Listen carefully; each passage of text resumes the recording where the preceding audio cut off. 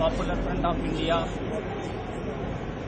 அண்மையில் பாராளுமன்றத்தில் சமர்ப்பித்த மிஸ்ரா கமிஷனின் பரிந்துரை ஏற்று முஸ்லிம்களுக்கு 10% இடஒதுக்கீடு மத்திய அரசு வழங்க வேண்டும் என்ற கோரிக்கையை வலியுறுத்தி இந்தியா முழுவதும் கடந்த 2 மாதங்களாக மாபெரும் பிரச்சார இயக்கத்தை துவக்கியிருக்கின்றது.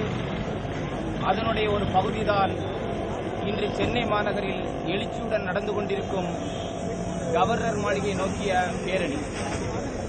பாப்புலர் ஃப்ரண்ட் ஆஃப் இந்தியாவினுடைய கோரிக்கை முஸ்லிம்களுக்கு 10% இடஒதுக்கீடு மத்திய அரசு உடனே வழங்க வேண்டும் என்பது.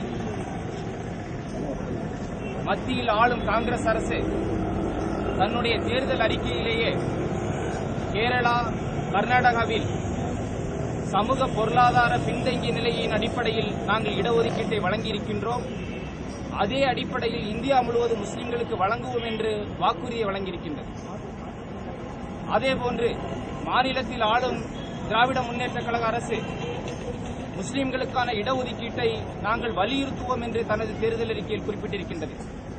எனவேதான் மாநிலம் முஸ்லிம்களுக்கு இடஒதுக்கீட்டை வலியுறுத்த வேண்டும், மத்தியில் ஆளும் காங்கிரஸ் அரசு முஸ்லிம்களுக்கு 10% இடஒதுக்கீட்டை உடனே அமல்படுத்த வேண்டும் என்று பாப்புலர் ஃப்ரண்ட் ஆஃப் இந்தியா கேட்டுக்கொள்கிறது.